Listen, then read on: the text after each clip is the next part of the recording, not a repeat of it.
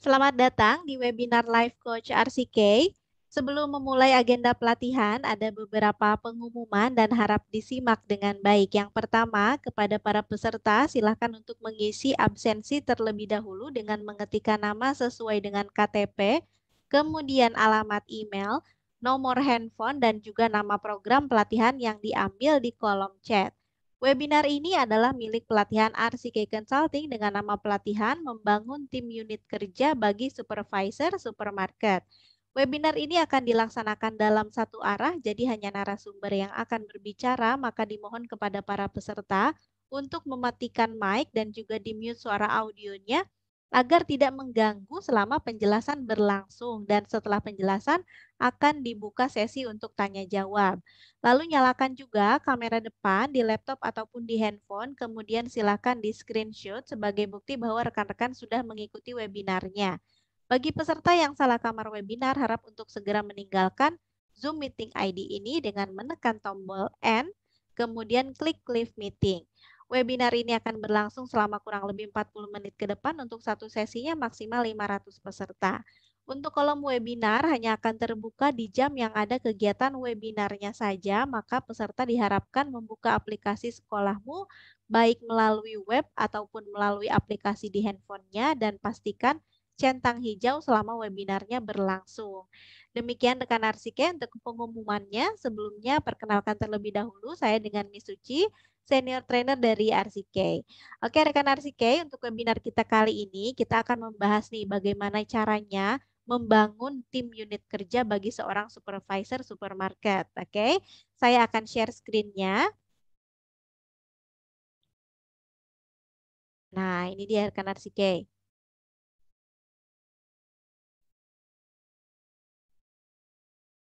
Oke, komponen yang kita bahas kali ini adalah mengenai komponen pengetahuannya dalam membangun tim unit kerja bagi seorang supervisor supermarket. Nah, kita mulai dulu dari pengertian kepemimpinan dan juga organisasi. Nah, untuk kepemimpinan atau organisasi ini sering ya kita dengar kata-kata ini ya, pemimpin, kepemimpinan. Nah, berasal dari kata leader yang berarti pemimpin. Nah, kemudian kepemimpinan itu namanya leadership gitu ya. Itu perbedaannya nih rekan Arsike. Nah, selanjutnya apa sih pemimpin ini? Kita sering dengar banget ya, pasti sering dan tahu mendengar kata-kata pemimpin. Nah, sebetulnya apa sih pemimpin ini? Pemimpin adalah seorang pribadi yang memiliki kecakapan dan kelebihan, khususnya kecakapan kelebihan di dalam satu bidang, sehingga dia mampu mempengaruhi orang lain untuk bersama-sama melakukan aktivitas-aktivitas tertentu untuk pencapaian satu atau beberapa tujuan. Itu menurut Kartini Kartono ya. Lalu kepemimpinan itu sendiri apa? Kepemimpinan didefinisikan sebagai penggunaan kekuasaan dan pengaruh untuk mengarahkan aktivitas pengikutnya menuju pencapaian tujuan. Pengertian lain adalah cara seorang pemimpin dalam mempengaruhi perilaku bawahannya agar mau bekerja sama dan juga bekerja secara efektif dan juga efisien untuk mencapai tujuan organisasinya. Nah, manusia ini sudah terlahir sebagai pemimpin ya, rekan Arsike, sepakat ya. Menurut ilmu pengetahuan saja ini sudah dijelaskan ya, dari jutaan sperma itu hanya satu yang diperlukan untuk pembuahan sel telur dan akan berkembang menjadi seorang manusia gitu ya. Pada kesimpulannya memang manusia ini terlahir menjadi seorang pemenang atau pemimpin, tapi tergantung dari manusianya dalam menyikapi kehidupannya itu sendiri. Nah, kemudian kita beralih ke organisasinya. Ada pemimpin, tentu ada organisasi di bawahnya, begitu ya. Nah, sistem aktivitas kerjasama yang dilakukan oleh dua orang bahkan lebih, gitu. Kemudian organisasi juga berarti sistem hubungan yang terstruktur, yang mengkoordinasikan usaha suatu kelompok orang untuk mencapai tujuan tertentu. Jadi ketika ada organisasi, tentu tujuannya sama nih. Mau kemana nih? Mau ke pasar. Berarti yang di belakangnya di belakang pemimpinnya adalah sama tujuannya mau ke pasar gitu ya. Jadi nggak ada lagi nih yang satu pengennya ke mall, yang satu pengennya ke museum misalnya gitu ya. Tidak, tapi tujuannya itu tertentu dan itu biasanya sama untuk tujuannya gitu ya. Oke, selanjutnya dari rekan Arsy, kayak apa sih hubungan kepemimpinan dengan organisasi? Kenapa sih kok penting banget ya ada pemimpin, terus harus ada juga organisasinya. Oh ya tentu ya. Aspek kepemimpinan ini merupakan inti dari organisasi yang memegang peranan sangat penting karena pemimpin ini adalah orang utama yang menentukan hitam putihnya organisasi yang dibawahinya. Jadi pemimpin ini penting sekali dan hubungan dengan organisasi ini juga perlu dibangun dengan komunikasi yang baik, kemudian adanya organisasi, manajemen, dan juga kepemimpinan gitu ya. Kemudian pentingnya kepemimpinan dalam organisasi. Keberadaan pemimpin memang diperlukan ya untuk mewujudkan tujuan organisasi supaya ada yang memantau, supaya ada yang mengawasi, supaya ada yang mengarahkan. Itu fungsinya seorang pemimpin ya. Nah, keberadaan pemimpin ini juga memang sangat dipengaruhi oleh perilaku-perilaku individunya itu sendiri. Kita diciptakan dengan berbagai macam karakter ya. Setiap karakter ini mempunyai cara atau teknik dalam memimpin organisasinya sendiri. Kayak di keluarga kita misalnya ya, pemimpinnya siapa nih? Misalnya seorang ayah pemimpinnya. Nah, seorang ayah ini juga keluarga yang satu dengan keluarga yang lain ya tentu akan berbeda gitu ya. Cara memimpinnya nih, si ayah ini dalam memimpinnya pasti berbeda-beda caranya. Tapi tujuannya sama, yaitu misalnya ingin membuat keluarganya bahagia, seperti itu ya. Ingin mencukupi kebutuhan keluarga, misalnya kurang lebih seperti itu. Tujuannya sama tapi caranya berbeda karena memang dipengaruhi juga oleh karakter yang berbeda-beda gitu ya. Lalu komunikasi kepemimpinan supervisor supermarket nih. Oke, rekan Arsike. Kita mulai dengan gaya komunikasi kepemimpinan. Saya bilang tadi ya, kita masing-masing punya cara, punya teknik, punya gaya komunikasinya yang berbeda-beda dalam memberikan kepemimpinan kita dalam sebuah organisasi. Kalau yang paling kecil di lingkup keluarga itu juga merupakan organisasi ya. Nah, untuk yang pertama adalah gaya controlling. Nah, gaya komunikasi kepemimpinan model ini mementingkan kendali atas organisasi. Supervisor toko atau supermarket dengan gaya komunikasi controlling akan membatasi dan juga cenderung mengatur perilaku, pikiran, dan juga tanggapan bawahan atau timnya. Komunikasi yang terjalin dalam gaya komunikasi ini adalah komunikasi satu arah yang berasal dari supervisor toko atau supermarket ke bawahan atau timnya. Komunikasi satu arah ini dilakukan supervisor toko atau supermarket untuk mempengaruhi bawahannya untuk melakukan tugas sesuai dengan perintahnya. Jadi memegang memegang peranan penuh gitu ya sebagai seorang pemimpin dalam gaya controlling ini. Kamu harus ngerjain ini, kamu harus ngerjain ini, kamu selesaikan ini, kemudian kalau kamu kerjakan yang lain dan semua harus selesai misalnya jam 5 misalnya gitu ya. Jadi dia punya target itu harus betul-betul bisa dilakukan dengan baik tapi dengan di bawah kepemimpinannya gitu. Jadi satu arah aja nih, nggak mau dengerin. Misalnya Pak, mau Pak ini kemarin soalnya nggak, saya nggak mau tahu, pokoknya lakukan, selesaikan. Gitu ya, ini gaya controlling nih. Nah selanjutnya gaya equalitarian nih. Gaya komunikasi kepemimpinan jenis ini mengedepankan aspek kesamaan dalam komunikasi.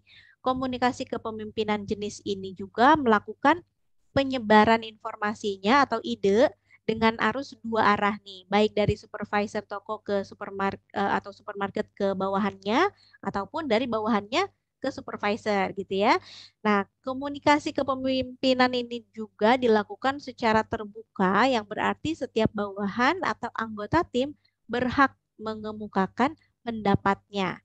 Supervisor toko atau supermarket akan memberikan ruang juga nih bagi bawahan atau timnya untuk memberikan pendapat terhadap pengambilan keputusan organisasi. Jadi ketika nanti misalnya ada sesuatu hal yang perlu dibicarakan, kalau misalnya pemimpin kita menggunakan gaya equalitarian ini, pasti dia mau mendengarkan gitu ya, karena dia mengedepankan tadi arus dua arah ya. Jadi dia mau didengarkan dan dia pun akan mau mendengarkan apa yang dibicarakan oleh tim atau bawahannya gitu ya. Jadi enak nih komunikasi seperti ini.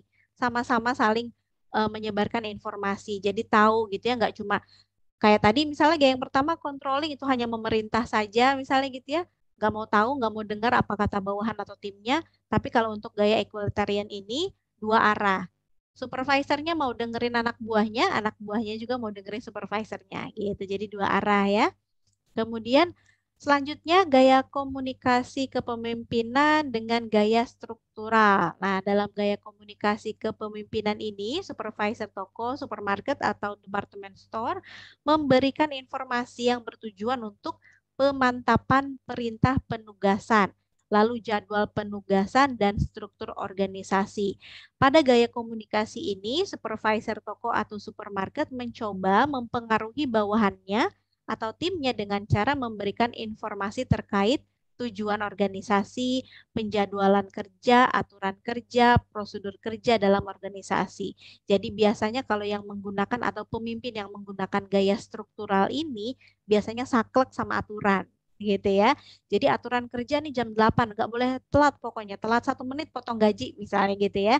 Jadi betul-betul secara struktural dia akan sampaikan itu kepada bawahan atau kepada timnya gitu ya. Jadwal penugasan misalnya hari ini yang masuk shift pagi siapa, yang masuk shift siang siapa, itu harus betul-betul terstruktur gitu ya. Jadi nggak keluar dari batasan atau dari aturan-aturan yang sudah ditetapkan oleh perusahaannya sendiri gitu ya. Jadi memang betul-betul mengikuti prosedur kerjanya, aturan kerjanya gitu ya, penjadwalan, kemudian fokus terus kepada tujuan organisasinya seperti itu. Ini yang menggunakan pemimpin yang menggunakan gaya struktural. Nah, selanjutnya gaya yang dinamis. Nah, komunikasi kepemimpinan untuk gaya dinamis ini artinya pelaku komunikasi ini akan bersikap lebih agresif dalam menyampaikan dan juga menangkap pesan. Dalam gaya ini, baik supervisor toko atau supermarket dan juga bawahan atau tim sadar betul bahwa lingkungan organisasi mereka dinamis sehingga berfokus pada tindakan.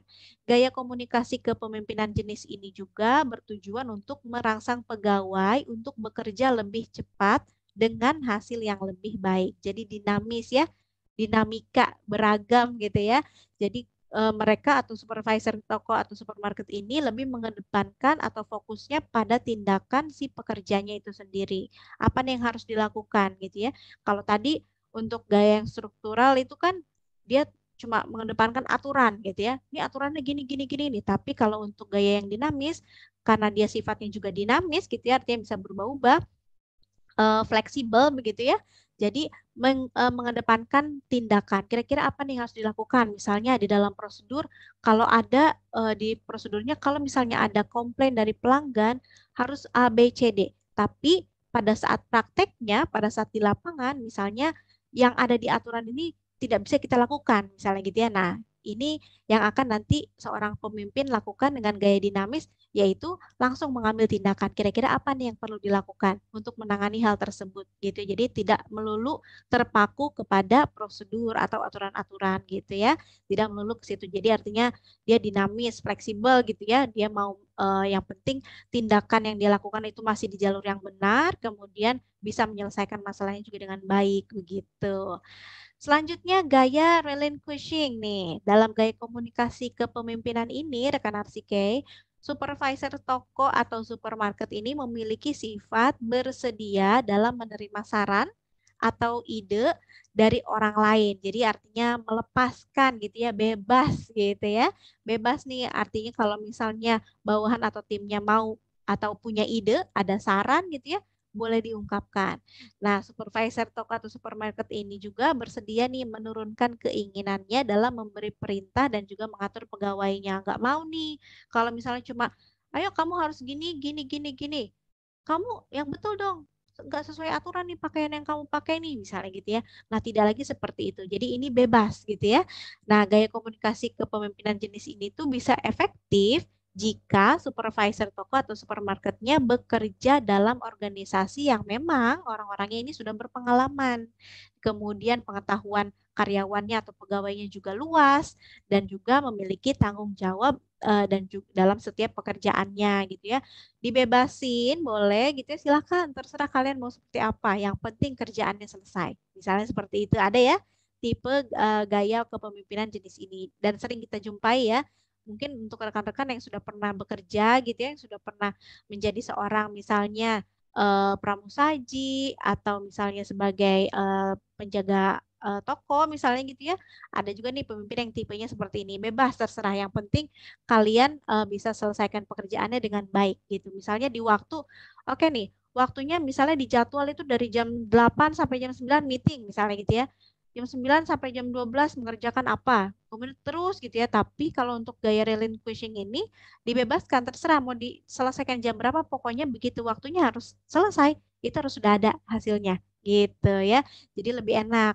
Tapi itu tadi dengan catatan si bawahan atau timnya ini memang harus yang sudah berpengalaman, harus yang punya pengetahuan yang luas juga, dan yang paling penting adalah bertanggung jawab terhadap pekerjaannya. Itu yang paling penting gitu ya. Walaupun dibebasin, tanggung jawabnya tetap penuh gitu ya, tetap dipegang. Itu prinsipnya untuk gaya relinquishing ini. Nah, untuk manfaatnya sendiri, rekan Arsike, apa sih manfaatnya begitu ya?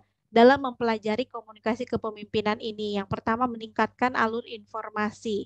Komunikasi kepemimpinan ini memiliki fungsinya informatif ya, artinya proses pertukaran informasi atau ide ini antara atasan dan juga bawahannya, atau antara supervisor dengan tim atau bawahannya, memang harus terlaksana dengan baik gitu ya, supaya alur informasi yang disampaikannya juga betul-betul bisa atau dapat diterima oleh bawahan ataupun atasannya.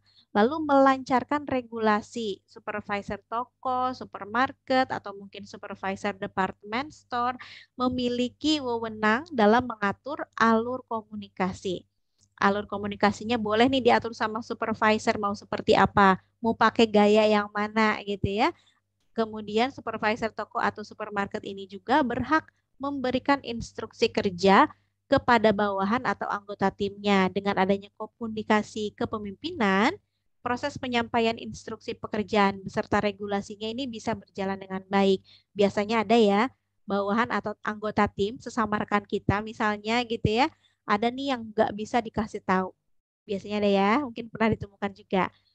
Tapi kalau bosnya yang ngomong atau pimpinannya yang bicara, pasti dia langsung laksanakan. Ada ya.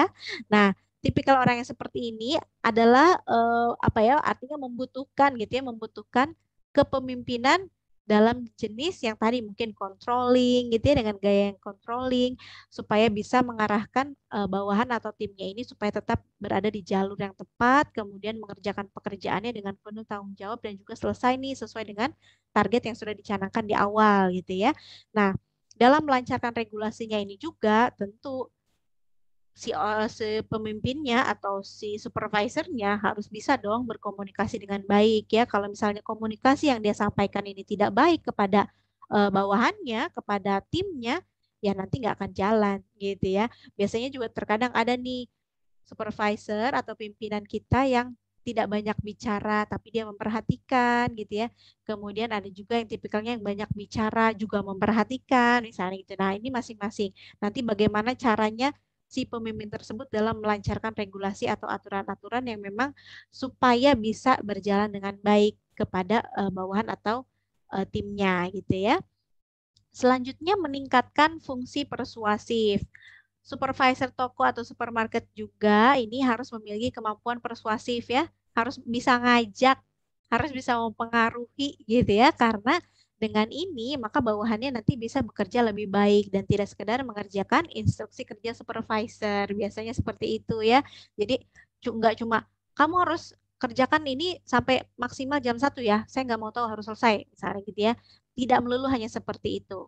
Tapi coba dengan cara mengajak gitu ya, berbicara, memberikan motivasi, kemudian ini secara menjalankan fungsi persuasifnya gitu ya, mengajak, mempengaruhi, kasih tahu dengan baik, ajakin ngobrol nih bawahan atau timnya supaya nanti mereka mau mendengarkan kita, supaya mereka juga mau nurut gitu ya sama apa yang kita beritahu kepada mereka gitu, supaya tujuannya sih bukan tiada lain tiada bukan ya, intinya adalah untuk mencapai tujuan tadi, tujuan organisasinya gitu ya, mau kemana nih arahnya, mau seperti apa. Karena bagaimanapun tujuan tersebut adalah apa ya, beban gitu ya, beban tersendiri untuk si pemimpin, untuk seorang supervisor supaya bisa mencapai target tersebut, supaya bisa memenuhi nih keinginan dari si perusahaan ini gitu ya. Kalau misalnya supervisor yang nggak bisa memimpin, nggak bisa mengajak, nggak bisa merangkul, nggak bisa mempengaruhi bawahannya, terus akhirnya nanti targetnya ini tidak tercapai, ya nanti resikonya pasti akan sangat berat gitu ya untuk si supervisornya, kemungkinan nanti bisa di-cut mungkin gitu ya atau diskors dan lain sebagainya gitu.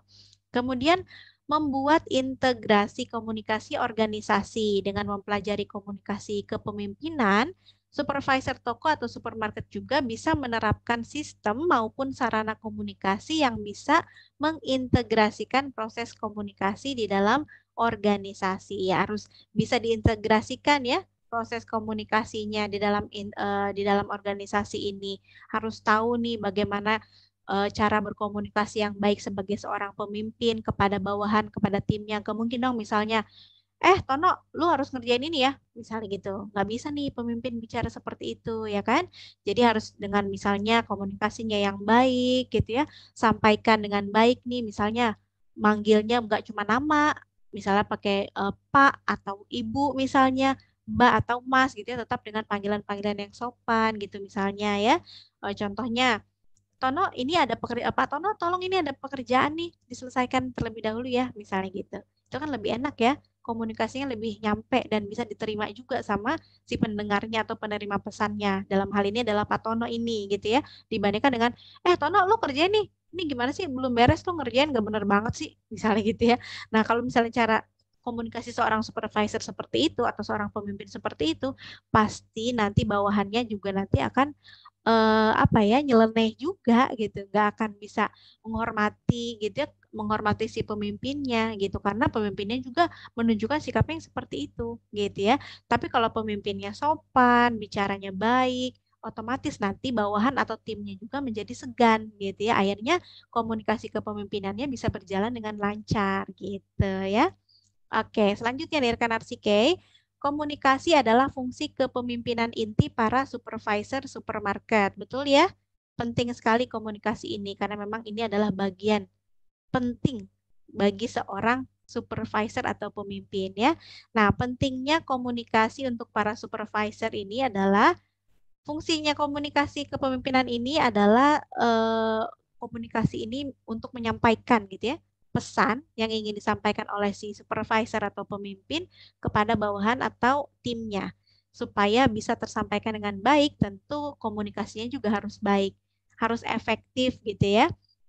Nah, sehingga untuk memenuhi fungsi kepemimpinan dengan baik perlu memiliki keterampilan komunikasi yang baik juga. Jadi dituntut nih untuk seorang supervisor harus bisa memiliki keterampilan dalam berkomunikasi dengan baik kepada bawahan atau kepada timnya gitu ya. Dengan kata lain, komunikasi yang efektif dan kepemimpinan yang efektif ini memiliki keterkaitan yang sangat erat gitu. Kemudian setiap supervisor toko atau supermarket perlu menjadi komunikator yang terampil dan juga efektif karena mereka akan berinteraksi dengan banyak orang di luar organisasi atau perusahaan.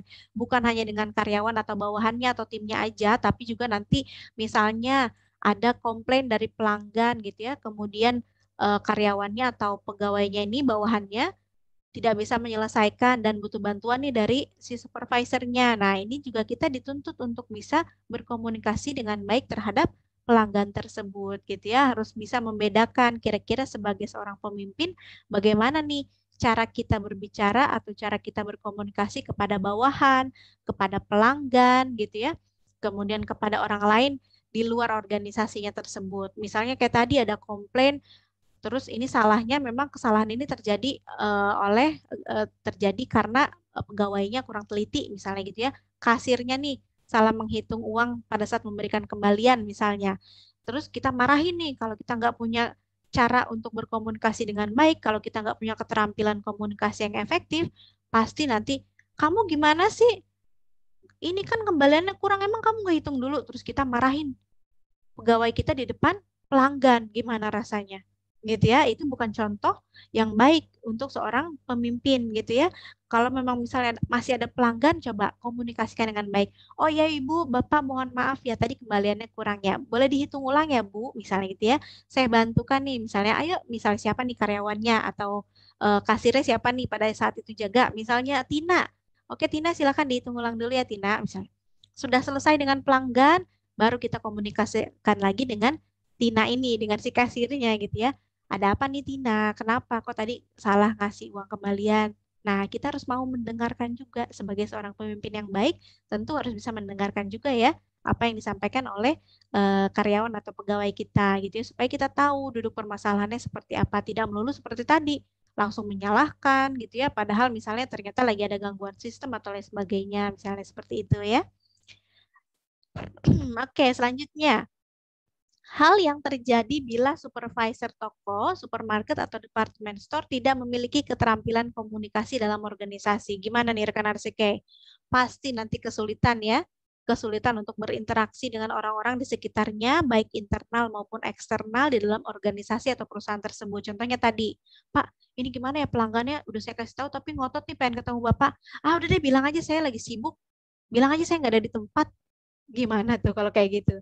Yang kesulitan bukan hanya pelanggannya aja, tapi karyawannya juga sama. Nanti mengalami kesulitan ya. Mana tadi udah bilang supervisor ada di dalam ruangan, terus dia sekarang minta bilang supervisornya pergi. Waduh, gimana nih ngadepin ke pelanggannya? Nanti jangan-jangan pelanggannya marah-marah. Marah-marahnya sama kita ya kan, bukan sama si supervisornya misalnya. Jadi ini kalau nggak punya keterampilan dalam berkomunikasi, tentu nanti akan kesulitan ya, karena dia merasa, nggak mau ngomong sama pelanggan, kan saya nggak bisa bicara dengan baik nih, saya nggak bisa nih komunikasikan permasalahannya apa, misalnya seperti itu ya. Jadi ini nanti akan terjadi kesulitan untuk berinteraksi jika kita tidak memiliki keterampilan dalam berkomunikasi. Kemudian ditinggalkan pengikutnya juga karena rusaknya hubungan antara supervisor toko atau supermarket ini dikarenakan komunikasi yang berantakan. Nah, contohnya seperti tadi, giliran ada yang misalnya ada kesulitan nih, pegawai atau karyawannya dia minta tolong ke atasannya, atasannya cuma, saya nggak tahu ya, misalnya itu kamu urus sendiri, itu kan salah kamu. Kamu kan yang tadi ngadepin pelanggan yang itu. Ya kamulah selesaikan misalnya gitu ya. Nah, kalau misalnya kita seperti ini ya otomatis nanti satu persatu karyawan kita atau pegawai kita akan meninggalkan kita gitu ya. Bawahan atau tim kita juga nanti nggak mau lagi nih komunikasi sama kita. Nggak mau lagi nih, ih kalau bosnya dia, duh mendingan pindah aja deh ke divisi lain, ke toko yang lain, misalnya seperti itu ya. Kemudian organisasi atau perusahaan akan sulit berkembang dikarenakan supervisor toko atau supermarket ini tidak dapat memperluas networking. Jadi ketemu kayak tadi, ketemu sama pelanggan aja nggak mau, gimana lagi ketemu klien-klien yang lain gitu ya, karena dia merasa, duh saya nggak bisa, nggak punya keterampilan komunikasi, saya nggak bisa nih bicara lancar di depan orang, saya malu ah, udah deh yang lain aja yang suruh maju. Akhirnya dia di situ-situ aja nih gitu ya, nggak punya networkingnya, nggak luas, pertemanannya nggak luas, pergaulannya nggak luas, jadi akhirnya cuma mentok di situ aja gitu ya kan, sayang ya. Jadi nanti akhirnya dianya pun atau si pemimpinnya pun tidak berkembang, perusahaannya juga sama gitu ya. Kemudian fakta utama tentang komunikasi untuk supervisor toko atau supermarket. Visibilitas adalah bentuk komunikasi yang penting untuk seorang supervisor toko atau supermarket ya. Nah, supervisor ini tidak akan membiarkan orang-orang di sekitarnya untuk membuat dirinya hilang dari pandangan. Jadi supervisor toko ini selalu ingin dilihat oleh orang-orang di sekitarnya gitu ya, kemudian menyadari dan juga merasakan siapa dirinya. Dan dengan menjadi seseorang yang lebih menonjol begitu ya, maka nanti akan merasa lebih terhubung dengan pekerjaan yang dirinya miliki dan juga mereka akan lebih mudah untuk berinteraksi dengan semua orang yang berperan sebagai decision makers atau pemangku kepentingan. Kemudian komunikasi yang efektif dengan menjadi diri sendiri ini penting sekali ya, karena kayak misalnya kita berkomunikasi secara jujur, apa adanya, nggak ikut-ikutan apa yang orang lain bicarakan gitu ya. Apalagi misalnya bawahannya ngomongin soal A, cara dan gaya bicaranya seperti itu, terus kita ikutin misalnya gitu ya. Tidak, melainkan ini benar-benar berdasarkan kepada memang sifatnya seperti itu gitu ya. Jadi tidak dibuat-buat, tidak dilebih-lebihkan, sesuai dengan faktanya gitu ya. Kemudian kalau ada saran, kritik, ide itu juga benar-benar berdasarkan pemikiran dari dirinya sendiri, bukan dari hasil nyontek gitu ya. Jadi dengan kata lain, tidak ada unsur paksaan dari pihak lain terkait pendapat yang disampaikan, atau supervisor toko atau supermarket ini sekedar ikut-ikutan aja nih. Wah, lagi tren ini ikutan deh gitu ya. Ikutan yang tren lagi kayak gini, ikutan lagi. Pak, ini enak loh Pak. Oh iya enak-enak, padahal nggak enak misalnya gitu ya. Jadi jangan seperti itu. Tetap menjadi diri sendiri itu lebih baik lagi ya. Kemudian menjadi pendengar yang baik adalah keterampilan komunikasi yang sangat diperlukan oleh semua supervisor toko atau supermarket ya. Jadi harus mau mendengarkan nih apa yang disampaikan karyawan atau bawahannya atau timnya, ataupun nanti ada pelanggan atau mitra bisnis, kemudian sesama supervisor gitu ya, sesama rekan kerja atau siapapun itu. Jadi harus bisa mendengarkan orang lain dengan baik gitu ya. Nah, ini baru kita bisa sebut sebagai supervisor yang hebat gitu ya. Nah, untuk proses komunikasinya rekan Arsike, untuk proses komunikasi ini tujuannya menciptakan komunikasi yang efektif ya, sesuai dengan tujuan komunikasi pada umumnya. Nah, unsur-unsur dari proses komunikasi ini yaitu dari sender atau pengirim pesan melakukan pengkodean untuk pesannya tersebut lalu disampaikan menjadi pesan yang dikodekan kembali untuk disampaikan ke receiver atau penerima pesan. Kemudian receiver atau penerima pesan melakukan respon bagaimana cara menanggapi pesan dari sender. Setelah menanggapi pesan tersebut, maka sender akan menerima umpan balik yang telah mereka terima dari respon si receiver tersebut. Namun ada kalanya penyampaian informasi memiliki kendala atau noise yang menjadikan penyampaian informasinya menjadi terhambat gitu ya. Ini banyak nih gangguan-gangguannya atau kendala-kendalanya pada saat kita melakukan komunikasi. Misalnya kenapa sih komunikasi itu nggak nyampe dengan baik? Kadang gini ya, kalau kita cerita nih, kita orang pertama misalnya, saya orang pertama nih yang mau bercerita, saya sampaikan kepada A, masih sama nih. Nanti dari A ke B agak beda dikit. Dari B ke C bedanya lumayan nih. Dari C ke D, wah bedanya makin jauh gitu ya. Yang disampaikan biasanya berbeda-beda. Nah ini dia, masing-masing orang kan punya kemampuannya tersendiri gitu ya, bagaimana dia melakukan komunikasi. Nah, untuk meminimalisir hal tersebut, sebagai pengirim pesan, sebagai pemberi berita gitu ya, pemberi informasi harus bisa menyampaikan dengan baik, harus bisa mengkomunikasikannya juga dengan baik supaya pesan tersebut sampai kepada penerimanya juga dengan baik gitu ya. Jadi bisa kita minimalkan untuk gangguan-gangguannya tadi. Jadi ketika kita menjadi seorang pemimpin, menjadi seorang supervisor di dalam supermarket misalnya atau toko gitu ya atau departemen store, kita harus memiliki komunikasi, keterampilan komunikasi yang efektif gitu ya, supaya kita juga bisa menjalankan organisasinya dengan baik, supaya kita juga bisa berkomunikasi dengan bawahan, dengan tim atau dengan klien atau pelanggan yang lain atau mitra bisnis, sesama rekan supervisor juga dengan baik gitu ya. Kalau kita punya keterampilan komunikasi, nanti enak nih gitu ya, lancar semuanya gitu dibandingkan dengan kita yang tidak memiliki keterampilan tersebut. Nanti khawatirnya nanti akan berimbas pada pekerjaan kita gitu ya. Yang tadi networking kita tidak semakin luas dan nanti akhirnya efeknya yang dikhawatirkan adalah perusahaannya yang kita pimpin ini tidak berkembang gitu ya rekan RCK. Nah, mungkin penjelasannya sudah sampai di sini saja nih. Oke, thank you nih. Nah, selanjutnya kita beralih ke pertanyaan yang sudah dikumpulkan. Ada beberapa pertanyaan yang sudah dirangkum ya. Nah, pertanyaan yang pertama, mengapa komunikasi menjadi hal yang penting bagi seorang supervisor? Kenapa ya? Ini tadi sudah dijelaskan ya di awal ya. Kita sudah singgung juga nih, kenapa sih komunikasi ini penting? Karena itu tadi, pemimpin ini atau supervisor ini kan tugasnya memimpin bawahannya ya, timnya.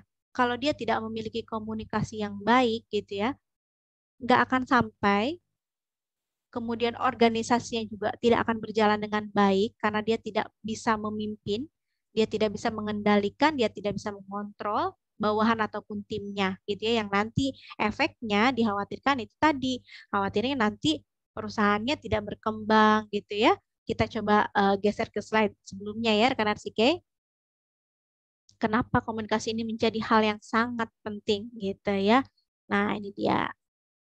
Oke, ini rekan Arsike, ini dia ya. Pentingnya komunikasi untuk para supervisor ya.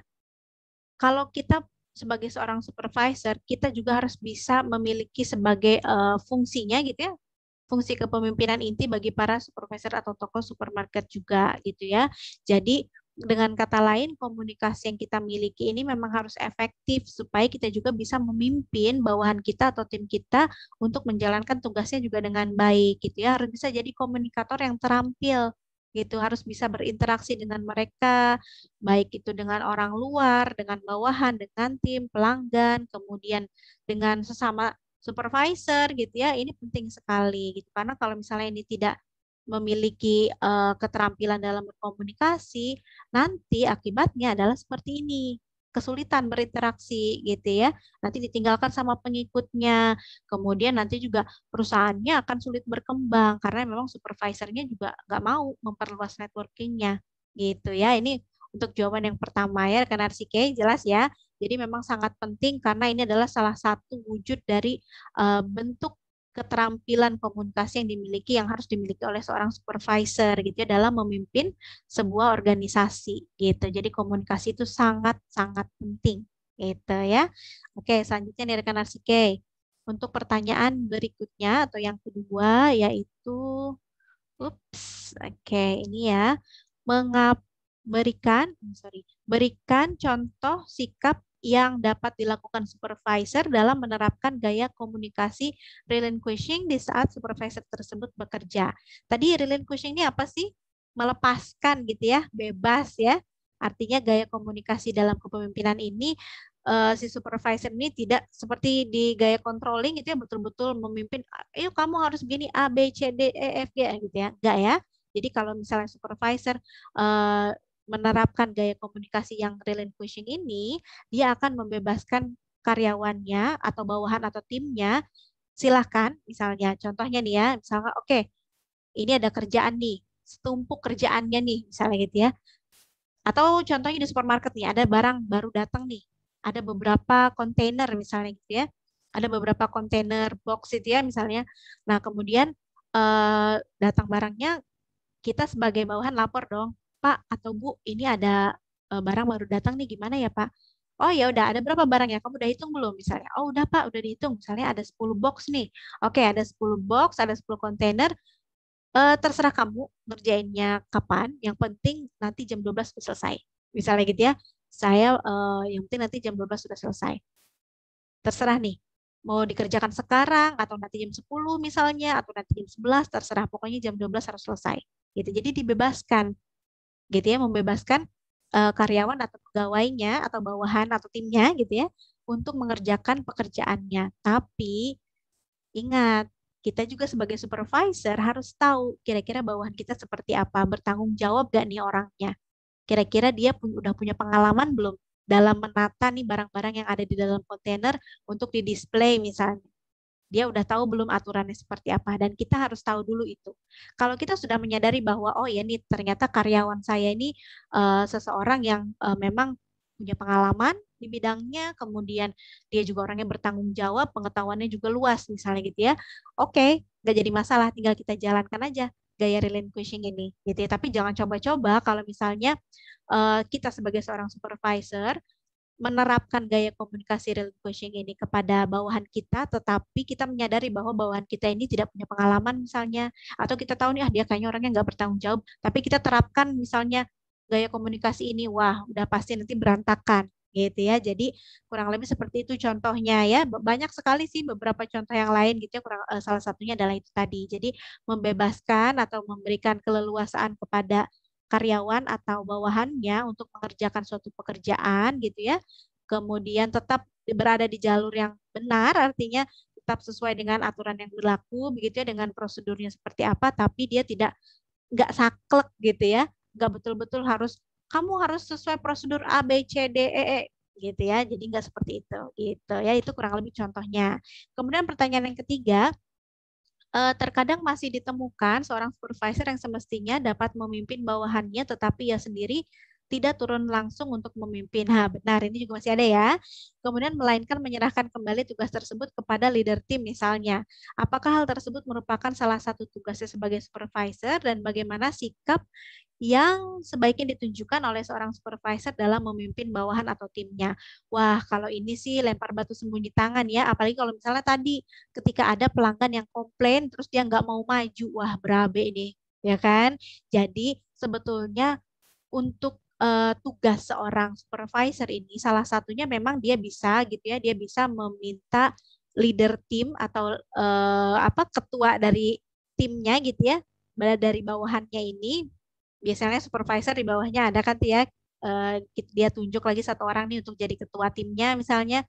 Nah, boleh aja kasih instruksi ke dia. Artinya secara tidak langsung dia tidak bertemu dengan bawahannya secara langsung. Artinya melalui ketua ini dia menyampaikan apa yang harus dikerjakan. Misalnya nanti si leader tim ini baru ngasih tahu ke yang lain, misalnya gitu ya, ke rekan-rekannya yang lain. Misalnya seperti itu boleh. Itu nggak jadi masalah. Tapi bukan berarti ini tidak turun langsung untuk memimpin, nggak juga gitu ya. Sesekali dalam seminggu misalnya kayak lagi ada briefing gitu ya, ada meeting, tentu dia harus ketemu sama bawahannya. Nggak mungkin dong cuma komunikasinya melalui leader tim ini aja. Sedangkan dia punya bawahan banyak di bawahnya nih, gitu ya. Ada beberapa orang yang yang di bawah naungannya dia nih di dalam organisasinya tersebut misalnya itu nggak ketemu sama sekali sama dia. Misalnya, aduh saya nggak mau ketemu bawahan saya, pokoknya kamu aja deh yang sampein, kamu aja deh terus nyuruh si leader timnya misalnya gitu ya, terus nyuruh dia, ini nanti ini ada informasi baru, kamu aja deh yang sampaikan, kamu aja deh, kamu aja deh. Nah, jangan sampai seperti itu gitu, karena itu bukan tugas, bukan sepenuhnya tugas seorang supervisor seperti itu, tidak. Mentang-mentang supervisor, namanya juga supervisor, enak kan cuma tinggal pimpin aja, main tunjuk aja misalnya gitu, nggak bisa seperti itu ya. Tetap harus tahu juga tugasnya seorang supervisor ini apa gitu ya. Jadi sikap yang baik adalah misalnya dalam 1 minggu ini tadi saat waktunya briefing, misalnya dia sebagai pemimpin, dia yang memimpin briefingnya misalnya gitu ya, memberikan motivasi kepada karyawannya supaya mereka lebih semangat dalam bekerja gitu kan. Kemudian supaya mereka juga lebih tertarik lagi nih mengerjakan yang jauh lebih baik dari sebelumnya misalnya gitu ya. Itu lebih baik dilakukan seperti itu gitu ya. Kemudian yang harus ditunjukkan ya tetap tadi komunikasi dengan baik, dengan efektif, secara efektif gitu ya. Kemudian mengontrol pekerjaan bawahannya sudah sampai mana, apakah benar nih pekerjaan yang dilakukannya sudah sesuai atau belum gitu ya. Itu fungsinya seorang supervisor kurang lebih. Oke. Baik rekan Arsike, demikian nih apa yang bisa saya sampaikan kali ini. Semoga bisa bermanfaat ya, dan jangan lupa silakan dicoba, dilatih, berkomunikasi itu penting karena tidak melulu untuk menjadi seorang supervisor ya, komunikasi yang efektif ini kita butuhkan juga tidak. Tapi dalam kehidupan sehari-hari juga keterampilan dalam berkomunikasi ini sangat penting gitu ya, karena balik lagi ke ilmu komunikasinya sendiri gitu ya, pengertian komunikasinya sendiri, bagaimana pesan itu bisa tersampaikan dengan baik kepada pendengar kita, kepada penerima pesan tersebut gitu ya. Jadi baru nih pesan tersebut atau komunikasi tersebut bisa dikatakan efektif kalau memang pesannya sudah tersampaikan dengan baik dan juga diterima dengan baik gitu ya. Oke rekan Arsike, terima kasih. Sampai jumpa lain kesempatan. Salam progres.